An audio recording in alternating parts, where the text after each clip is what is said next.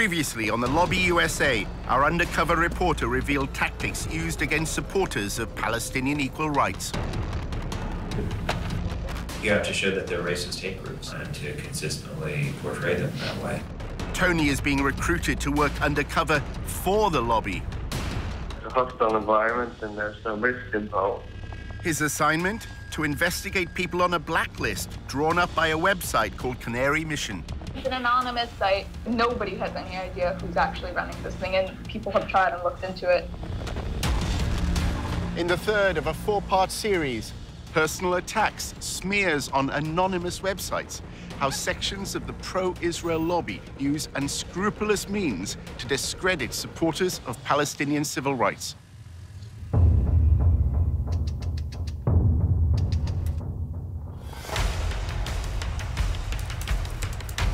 Using an undercover reporter, Al Jazeera's investigative unit infiltrates one of the most powerful lobbies in the world.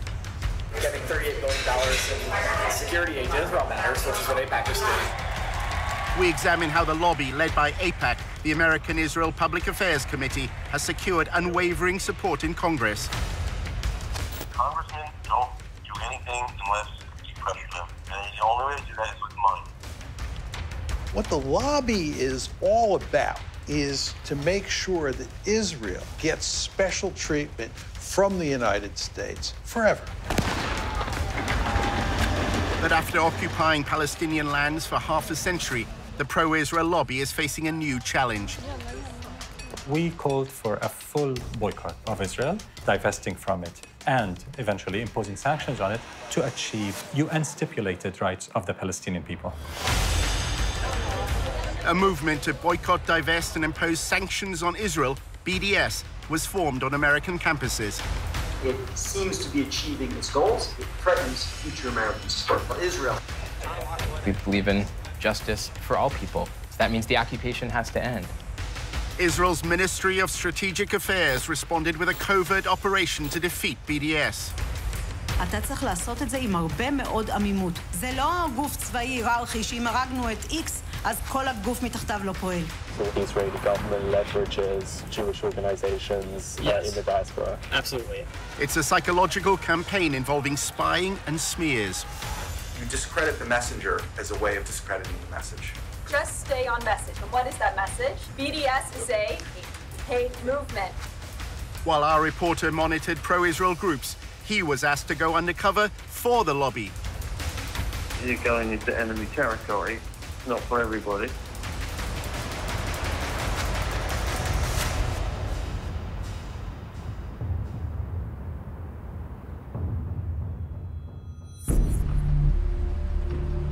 During his summer in Washington, Tony investigated how the lobby is responding to the growing support for BDS among students. AIPAC has an established network across high schools and universities and is also part of the wider campus coalition against BDS.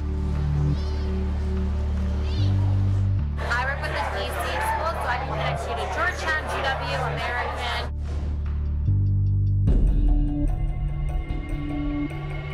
I think that you would really benefit from a conversation with the Israel on Campus Coalition. They also coordinate a lot between organizations. So like AIPAC, we focus on political. We have one very specific, very effective angle for combating BDS, but the ICC pools resources from all of the campus organizations so that like they're tapped in on all angles. The Israel on Campus Coalition is a coordinating group at the front line of the battle against BDS. We built up this massive national political campaign to crush them and to fight back and to fight fire with fire.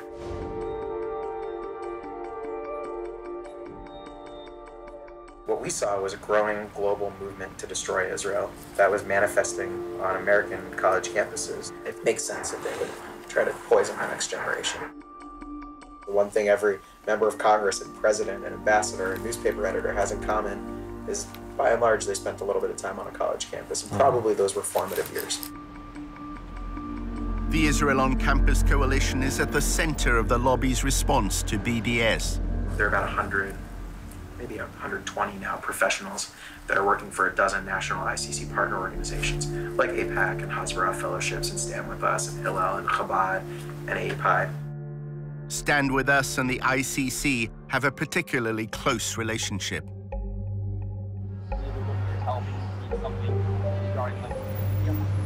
The Israel on Campus Coalition, they really oversee like the whole movement. They're sort of the ones that like have the bird's eye view.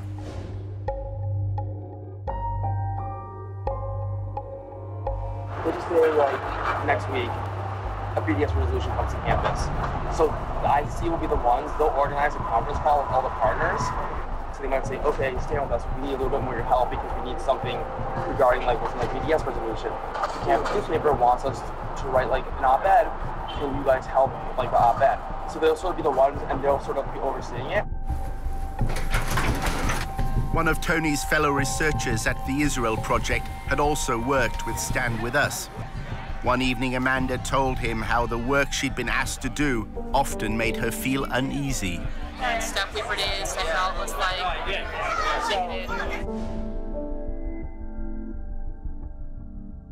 it would be like pictures of Palestinian kids with a knife.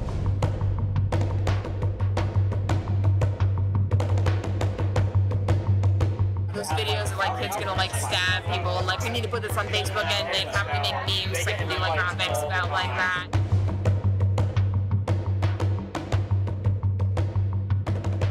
It was in everything. It was in like presentations on Palestinian terrorism that we did for college students and high school students. And it was like on our Facebook pages.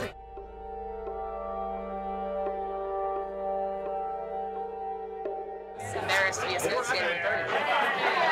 You told me about that guy who was like telling you to like use racist, like use. Yeah. Were they going to universities and using that kind of language? Or? Yeah, universities, articles, Facebook, everything.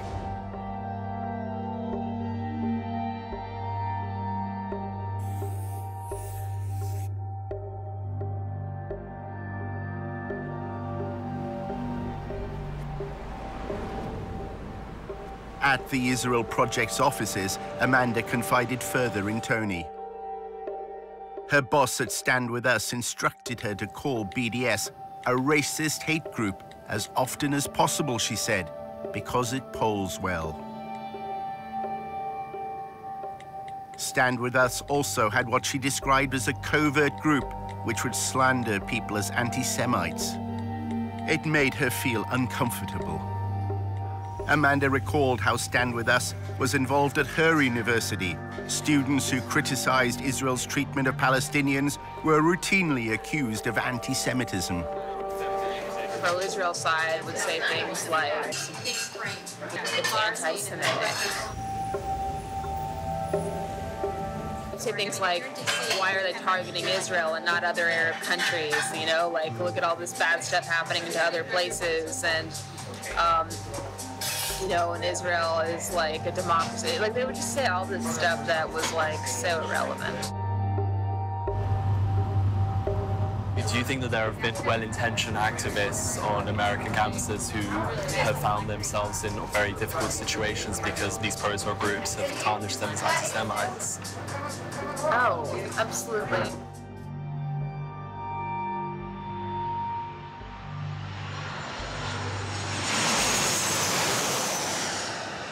Stand With Us holds an annual conference in Los Angeles. Its focus is on how to fight the BDS movement. To reveal the true nature of BDS, a venomous, deceitful, anti-peace, anti-coexistence movement that will settle for nothing short of the annihilation of the Jewish state. Jacob Bain from the Israel on Campus Coalition linked BDS to the rise in anti-Semitic hate crimes in America.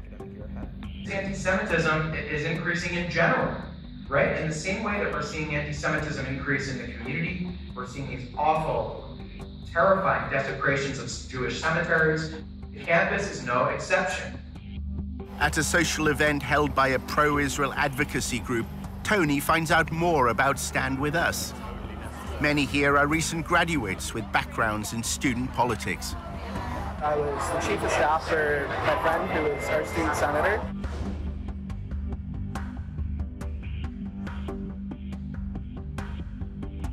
We had Stand With Us write some checks, but we didn't let them put their logo on it.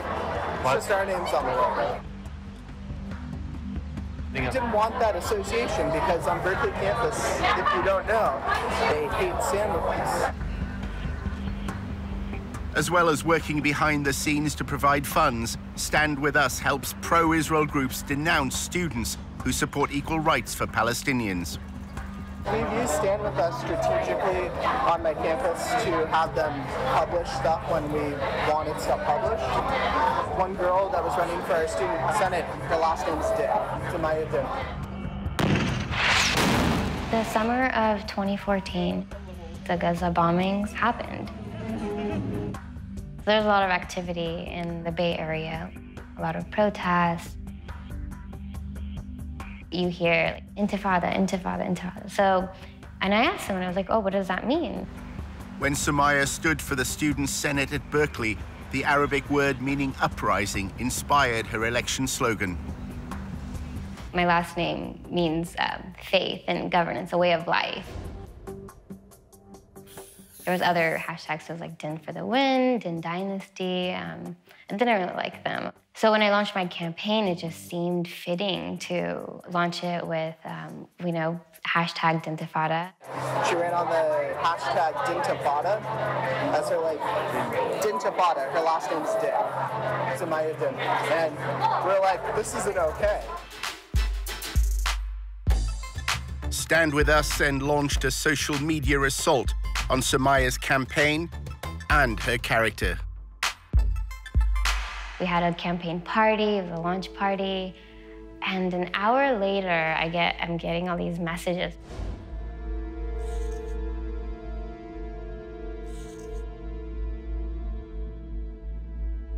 We had Stand With Us attack this girl in an article, at least on their Facebook, right? They shared the screenshots and stuff and talked about, like, this isn't okay.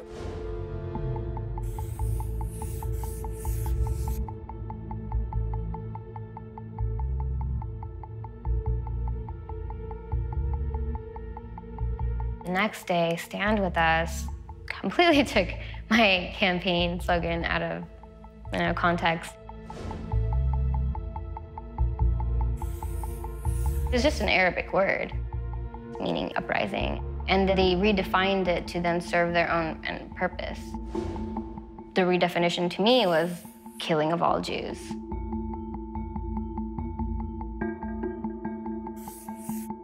Sumaya received a barrage of abuse on social media.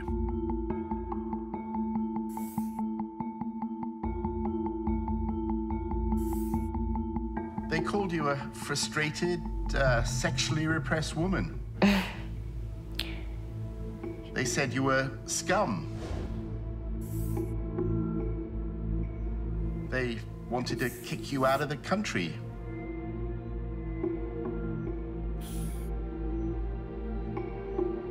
How hard was all that to deal with?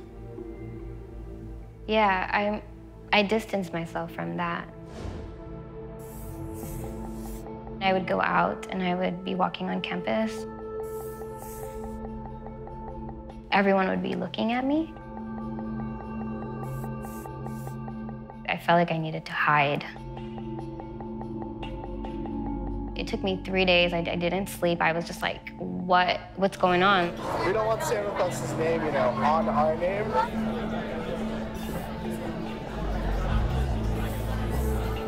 They have all sorts of followers, and some of those people are a little crazy.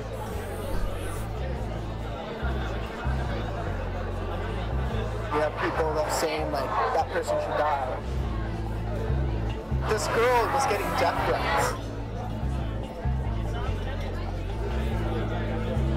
People are like, she's a terrorist, blah, blah, blah.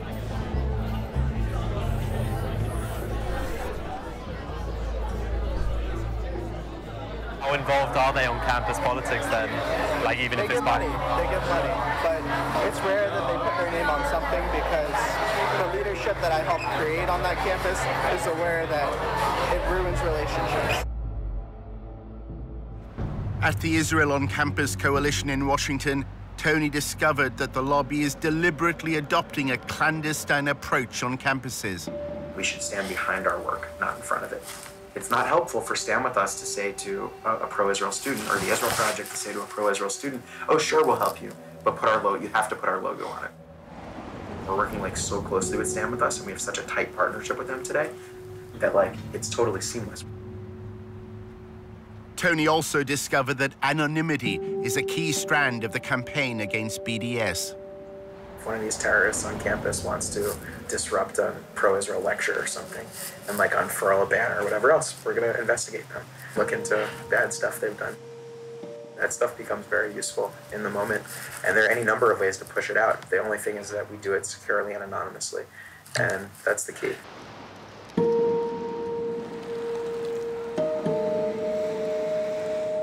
It was a Sunday. I was in the kitchen. My partner was in the living room with my daughter. Came in with her laptop, and she said, "You've got to see this." Bill Mullen has been a campaigner for the BDS movement for years. His wife had been sent a link to a website containing a letter addressed to her. This letter purported to be by a former student who said that she had been sexually harassed by me, and she had found other students at Purdue who had had the same experience, and she was writing this letter to tell their story.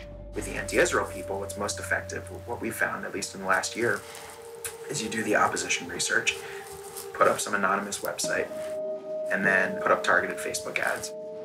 Within a very short time, within about 48 hours, we were able to establish that these multiple sites that we had found attacking me had been taken out almost at the same time, and that they were clearly the work of the same people. Every few hours, you drip out a new piece of the opposition research. It's psychological warfare. Drives them crazy. One of the accounts said that in the process of supposedly putting my hand on her, I'd invited her to a Palestine organizational meeting. And I thought, well, you're sort of putting your cards on the table there, whoever you are. We found out that a student at Purdue, who I work with, had also been targeted. A former activist with Students for Justice in Palestine agreed to speak only with her face concealed. It said that I would get drunk and go and have sex with multiple guys, and that's just a huge attack on my character and a massive lie. My parents were very upset. They immediately told me to quit my involvement with SJP. They either shut down or they spend time responding to it and investigating it, which is time they can't spend attacking Israel. That's incredibly effective. The main focus was to attack my reputation and my character, pretty much to mess with me so that I don't want to continue my involvement with SJP. It was really an attempt by people who didn't know us to think, maybe I can destroy this marriage at the very least. Maybe I can cause them horrendous personal suffering. The same letter purporting to be harassment to my wife used the name of our daughter. I think that was the worst moment. I think we thought, these people will do anything. They're capable of doing anything. Could you send me some of these websites? I'd be very curious just to see what they look like. I couldn't. You couldn't, okay. But, you know, Canary Mission is a good example. Canary Mission is highly, highly effective to the extent that we monitor the Students for Justice in Palestine and their allies. I remember it was the morning I was getting ready for school. I was about to graduate at this point, in a pretty cheery mood, I'd say. I got a Facebook message from one of my friends. She goes, "Hey, Marcel, I don't mean to freak you out, but I think you should see this." I click on it, and then I see it's a picture of me, and it's my name, and it's a profile about me. When I saw that this was a website dedicated to taking down pro-BDS activists and painting us all as terrorists and anti-Semitic, it was chaos. It was chaos in my mind. What are people gonna think when they look at my name on Google? Are they gonna think I'm a terrorist? Are they gonna think I don't like Jewish people? And they're picking out individuals who they think are critical of Israel, and they're smearing them. And they're telling them that what's going to happen here is if you don't cease and desist from acting like this, we in the end will do much to destroy your career. A few years later, these individuals are applying for jobs within your company. Canary Mission's promotional video threatens to pass these smears on to prospective employers. To ensure that today's radicals are not tomorrow's employees. It was shattering to me because I had to look for a job, I had to start my life, and now I had this website smearing my name before I even got a chance to really make a name for myself. Somebody did contact my employer and asked for me to be fired based on my pro-Palestine activism. They said that, you know, if they continued to employ me, that their values are anti-Semitic. It can be really scary at first. I was mostly harassed via Twitter. They were tweeting me like every 2 or 3 days. They take screenshots, even way back to my Facebook pictures that don't even look like me anymore. Just digging and digging through my online presence. They're terrified of Canary Mission, and it's about time. We had always been afraid of ending up on there. It was like very personal. They see us as such a threat that they have to kind of twist and turn and delve into our personal lives. As if they were trying to scare us into stopping our work. Their Twitter campaign is relentless. Every picture that I post on Facebook, it goes onto one of their websites with every tweet that I put in. Every hashtag I post on Instagram, it goes into one of their files.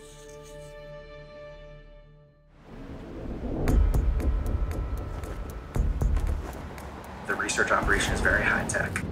When I got here a few years ago, the budget was like $3,000. Today it's like $1.5 million or more. Probably it's like $2 million even at this point. I don't even know, it's huge. It's a massive budget. We've got major political consulting firms on retainer that are here all the time. We have our own opposition researchers. We have a lot of communications capabilities, and what's most interesting about it, I think, is that 90% of the people who pay attention to this space very closely have no idea what we're actually doing, which I like. Caffeinated, yeah, I try to be.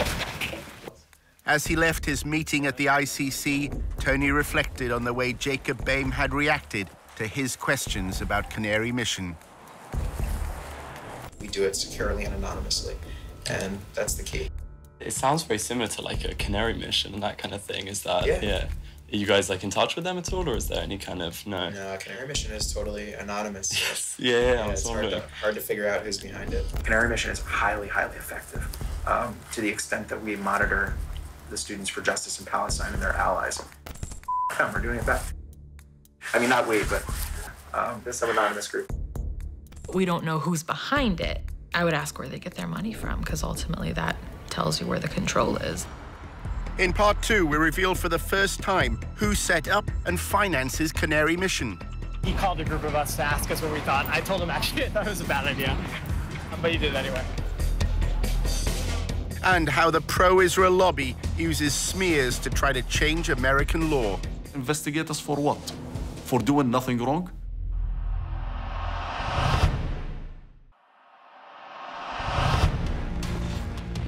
In part 1, how anonymous websites smear supporters of the BDS movement.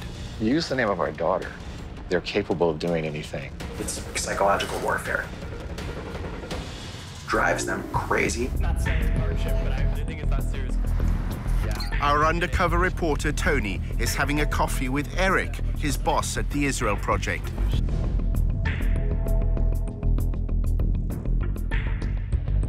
Tony wanted to find out more about Canary Mission. There's a guy named Adam Milstein who you might want to meet. He's a convicted felon. That's a bad way to describe it. He's a real estate mogul.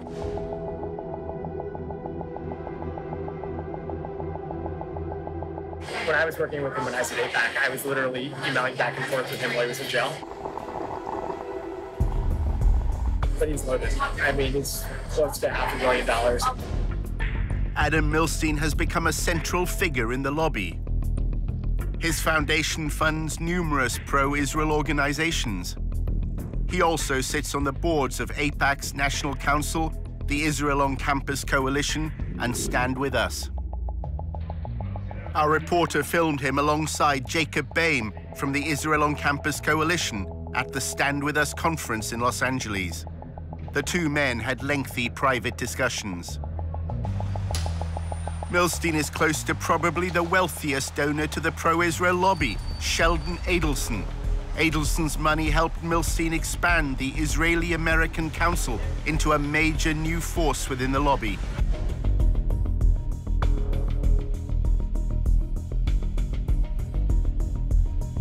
Adelson arrived at the 2016 IAC conference with Rudy Giuliani, now an advisor to President Trump. An IAC video from the conference shows Milstein and Adelson discussing their partnership. You said you see the vision and you tell us, go and do it. And we took your orders and we made it happen.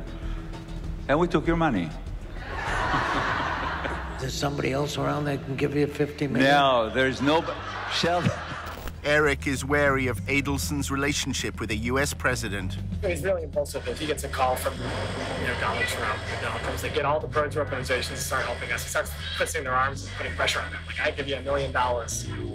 You better start putting out TV ads. And you're like, what the f? That's not our goal. It's not our mission. Tony attended the Israeli-American Council's annual conference. At a party, he spotted the IAC's chairman, Adam Milstein. It's very important we're proud Jews. We're not, I was born Jews, but I'm really not Jew, and I'm not sure I'm proud Jew. We're proud about our history. We have strong connection to the land of Israel. So this Israeli identity is now all over the world. I'm Tony. I'm in the Israel Project with Eric Gallagher. Milstein told Tony how critics of Israel should be handled. First of all, investigate who they are, what's their agenda. They're picking on the Jews because it's easy, because it's popular. We need to expose what they really are, and we need to expose the fact that they're anti-everything we believe in. And we need to put them on the run. Right now, they can do whatever they like, terrorize us, and we are... How do we put them on the run, though? Doing it by exposing who they are, what they are, the fact that they're racist, the fact that they're bigot, that they're anti-democracy. Do you think there's a good role to just naming them as anti-Semites? Not just anti-Semites, it's too simple.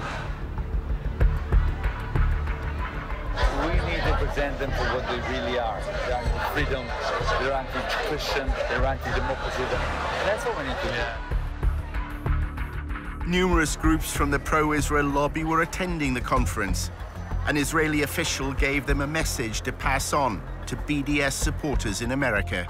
Everybody out there who has to do anything with BDS should ask himself twice, do I want to be on this side or do I want to be on the other side? If I'm submitting to BDS, what would be the effect?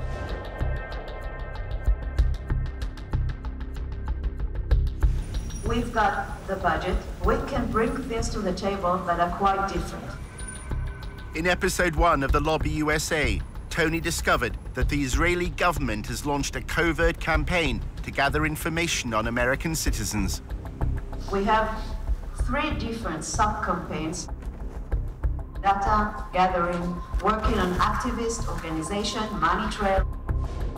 The Israeli official named one organization that was a partner in its covert campaign, the Foundation for Defense of Democracies, or FDD. This is something that only a country with its resources can do the best. We have FDD. We have others working on this. She names the Foundation for the Defense of Democracy as an agent for this foreign government going after American citizens. I mean, that quote is a smoking gun. Yeah. Sorry, are you Jonathan?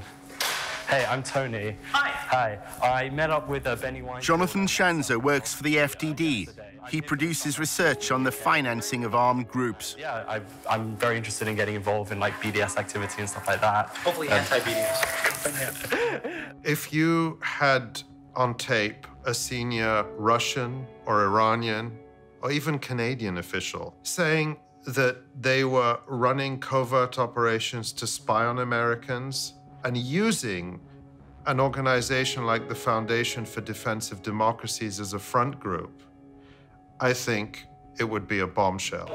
Shanzo was invited to talk at the training workshops that Tony attended. Think tanks are the folks that used to work in government, have PhDs, and decided not to become professors. In the Middle Eastern Studies field, academics have failed, and that's why people like me are considered useful, at least to some.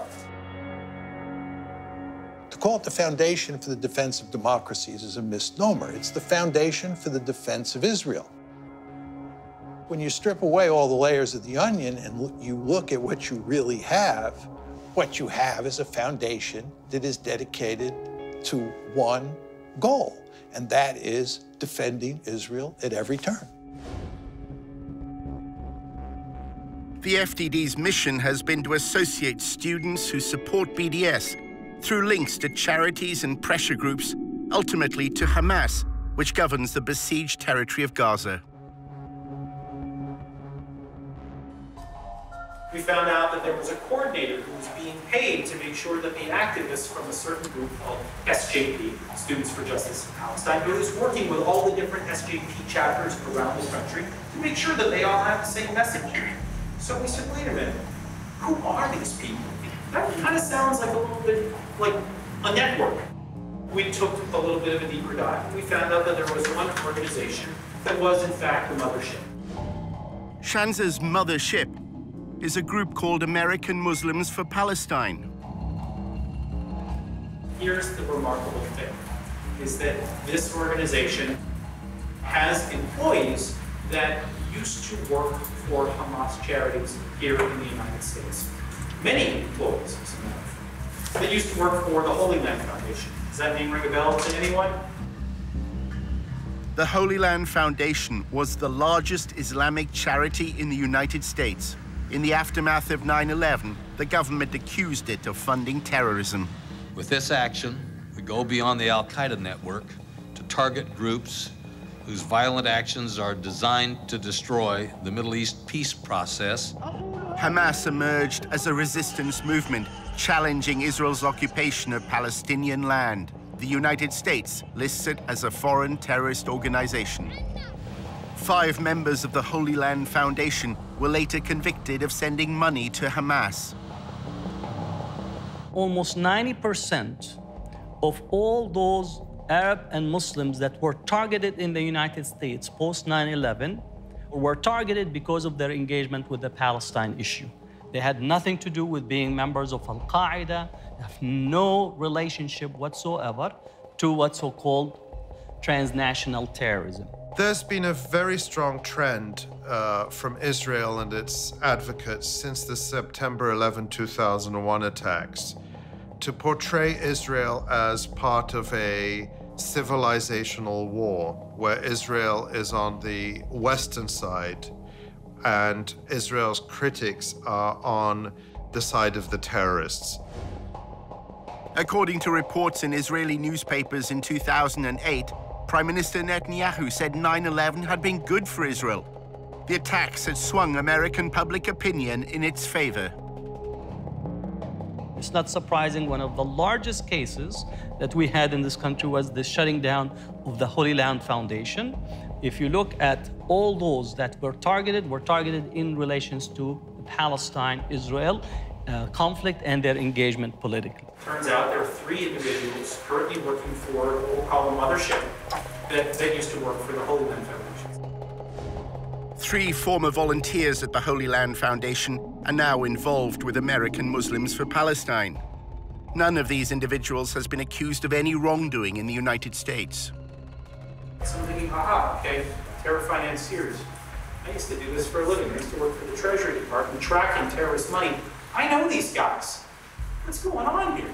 We have no affiliation with any foreign organization. We don't receive money from overseas. And this mothership organization is a very small organization. But the pro-Israel advocacy class heard another message. It was that the primary driver of the BDS movement in America is all populated by people who are former Hamas charity employees. This is not a grassroots organization. This is not a grassroots movement. It is being coordinated by very bad people, and it needs to be made known.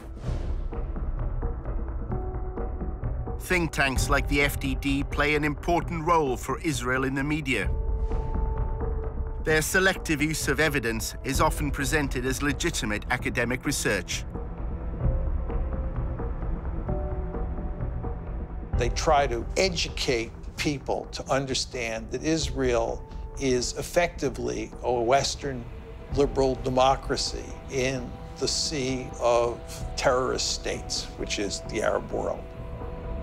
The other goal is to intimidate and to smear people. Shanzer is invited by pro-Israel congressmen to provide evidence before subcommittees on terrorism in the Middle East. He uses them to insinuate that prominent activists for Palestinian equal rights are linked to armed groups. The AMP's founder and president, Hatem Bazian, was one of 2 featured speakers at a 2004 fundraising dinner in California. Incidentally, the other speaker at this dinner was Mohammed Al-Mazain, who is currently in jail for his role in the Holy Land Foundation and for providing financial support to Hamas. When you enter it into the congressional record, now people are begin to think that there's some legitimacy to it. So this dumping of utter nonsense and garbage into the congressional record, into a legitimate hearing, will have an effect down the line. There's also Osama Abu Ershad. He is currently the National Coordinator and Policy Director for AMP. Mr. Abu Ershad also runs a pro-Hamas newspaper in Virginia. They made Palestine as a front on the war on terrorism. It was Al-Qaeda that attacked the United States. It wasn't Hamas or any Palestinian organization. It was Al-Qaeda. I should note here that our open source research did not indicate that AMP or any of these individuals are currently involved in illegal activity. He himself, in his testimony in Congress, he says, we have no evidence of any wrongdoing by this organization, but still you have to investigate them. So investigate us for what? For doing nothing wrong? The fact it's rubbish does not mean that people don't listen to it. Right? Shanzer's allegations that American students are somehow connected to armed groups in the Middle East has become part of the lobby's attempt to demonize BDS. Organizations that have spread throughout the world via a network of carefully constructed proxies. We should promote the fact that, according to Jonathan Shanzer from Knows Terrorism, he said a group of people who were actively funding Hamas have now formed a group, American Muslims for Palestine. Shanzer, testifying, said they're a leading driver of the BDS campaign. They're the most important sponsor and organizers of SJP.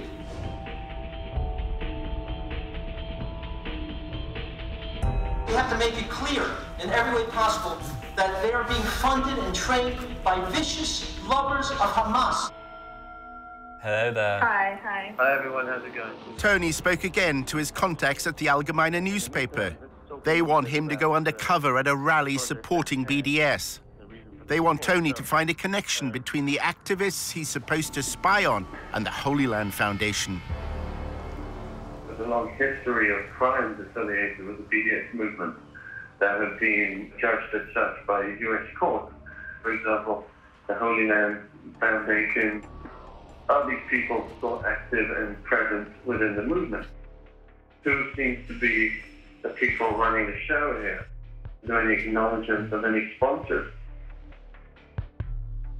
This is an incestual business. You know, they're all interconnected. This is not me just spouting off because I'm paranoid. There have been actual cases, like the Holy Land case that happened a few years ago. A lot of these guys had worked with those people, and they themselves have not yet been indicted, but they're all interconnected. Part of the reason why that is so crucial is because when you're making lines from one organization to the other, eventually you make a line to Hamas, to Hezbollah, to Iran. Sounds good.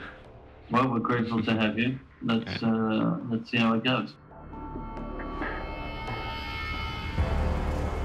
While he considered his undercover mission for the Allgemeine, Tony set up a meeting with Jonathan Schanzer. It was at the office of the Foundation for Defense of Democracies. Hey, how are you? I'm good, I'm good. Good to see you. You too. At their earlier meeting, Schanzer had stressed the importance of links that connected students who support BDS to the Holy Land Foundation and then Hamas. Now he was more downbeat. The lobby is apparently failing in its attempts to discredit the movement. BDS has taken everybody's surprise. It's come up, behind everyone's back and bit them on the ass. Yeah, that's a complete mess. I can tell you that I don't think anybody's doing a good job. We're not even doing a good job. We did some good research, but we haven't figured out how to do anything with it. Schanzer is unhappy that his alleged links between Students for Justice in Palestine and Hamas have not been publicized more widely. The stuff that I shared with your group, our hope was to really, make this something that people could sink their teeth into, but no one has turned it into, no one's weaponized it, is probably the best way of describing it. The slurs the lobby once relied on are no longer working. Personally, I think anti-Semitism as a smear is not what it used to be. Schanzer's now trying to link BDS to a small Palestinian faction that once was involved in militancy, the Popular Front for the Liberation of Palestine. So you got Hamas on one hand, you got PFLP on the other. Sooner or later, this stuff will come to light. What have you found so far? We'll come out with something when I've got enough. We found indications that there could be some research to produce. Their strategy is to fill the pipeline of as much research and information that creates what I consider to be is the civil society assassination of Arab Muslim Palestinians in such a way that they will not have an entry into the debate. Schanzer claims he's found yet another means of discrediting the BDS movement, this time connecting it to the Muslim Brotherhood. The problem is the Muslim Brotherhood is not an illegal organization in the United States. So you can say that that's bad, but if there's no legal link, there's no, there's no law enforcement angle on any level, then it becomes really hard to win. The Muslim Brotherhood is a loose international movement which endorses the political expression of Islamic values. Congress is now considering designating it as a terrorist organization. They are moving right now with a bill to try to ban the Muslim Brotherhood movement. So the strategy that is being deployed, which is create the demonization, filling the garbage can with as much material as possible, especially from a Congress and Senate. We've been dealing with the radical Islam from the Islamic Republic since 1979, the Muslim Brotherhood since the 1920s. You've got the Islamic State, you've got the Islamic Republic. Their hatred for Israel, their Islamist ideology is what really motivates the terrorism that they carry out. You have to attack their weaknesses better than they attack your weaknesses. That's war. Why they're doing this? Why they're going after our organizations? It's always connected to the issue of Palestine. They always try to connect us, to connect dots that they don't exist. Terrorism is a very effective word. And what a lot of people in the lobby try to do is describe pro-Arab or pro-Palestinian groups as terrorist groups. There's no doubt that when you employ the tactic of identifying Muslim or Arab or Palestinian groups as terrorist organizations, that you're promoting Islamophobia. Schanzer is a popular speaker at the pro-Israel campus events that Tony attends. Hey, how are you? Good to see you. You too. Welcome. A panel discussion at George Mason University is an opportunity to promote the FDD's research to a friendly audience.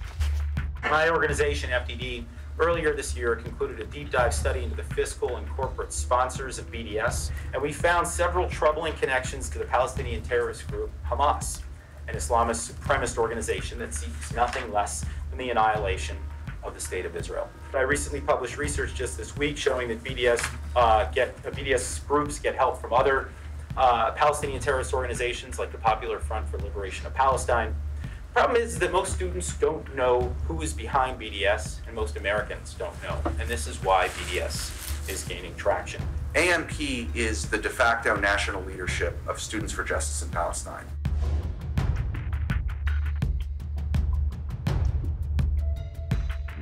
There is an actual direct connection between the people who are involved in raising money for Hamas and people who are involved in BDS activism on American campuses today. Pollock claims that SJP is just a front to hide the real agenda of American Muslims for Palestine. You'll notice their name is Students for Justice in Palestine. You don't hear the word Islamic, you don't hear the word Muslim in that name, and you hear the word justice, which is kind of a buzzword on campuses today. Everyone's for justice, right? You're not for injustice. The crowd that's kind of behind the scenes is actually a very Islamic radical cause. And if you actually get like into the weeds on SJP, they've aligned with groups that are for the, not just the destruction of Israel, the destruction of America. That's a narrative that suits Israel because it takes the pressure off Israel to actually end what it's doing to Palestinians. But it's an incredibly dangerous narrative for the whole world, and I think we're all paying the price of it. Pollock even accuses Jewish supporters of BDS of being in league with Hamas. Which is Jewish Voice for Peace, or as I call it, Jewish Voice for Hamas. It'd be like having a group called, like, you know, African Americans for Slavery. You know, it's like, it's crazy, right? A lot of the JVP people are not Jewish. They've had a real problem of like people basically pretending to be Jews because the anti-Israel activism it's a little more sexy. You're here speaking with the rabbi. I work for Jewish Voice for Peace. I mean, we're a Jewish organization. I mean, again, I think that's another kind of absurd claim. When you talk about SJP and when you talk about BDS, you talk about them as a hate group, as a movement that absolutely endorses violence against civilians, not military conflict, but violence against civilians, AKA terrorism. You discredit the messenger as a way of discrediting the message. Tony's boss, Eric, was also at the event. He's old friends with Noah Pollock.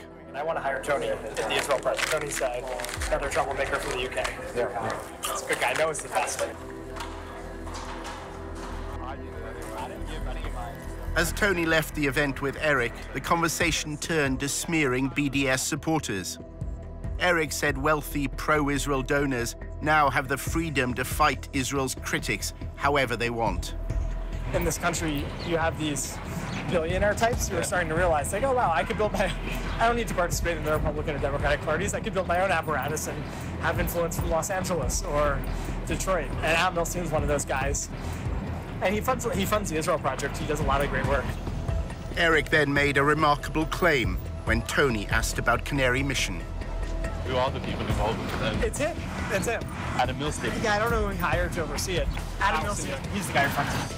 We need to expose the fact that they're anti-everything we believe in. We need to put them on the right. So Adam Milstein, he funds the Israel Project and he's funding the Canary Mission website. Yeah, which is interesting because it makes it seem as though we're a part of it, but we're not. Actually, I was involved with the effort to start the Name and Shame. He called a group of us to ask us what we thought. I told him actually I thought it was a bad idea, but he did anyway. They've lost the political argument. They can now do nothing but resort to personal smears against us. They can't engage us in discussions of the occupation. They can't defend apartheid. They can't defend the bombings in Gaza, but they can try to destroy our lives. Kind of really desperate and pathetic almost, you know, going after students, trying to compromise their futures because they're trying to fight for social justice. I know a guy actually is working with Adam on all sorts of digital spying. There's a group of like anonymous people who have a very sophisticated digital strategy for exposing these people and making sure that stuff stays with them. Yeah. There's no one on their side doing it, so you don't have to worry about your reputation.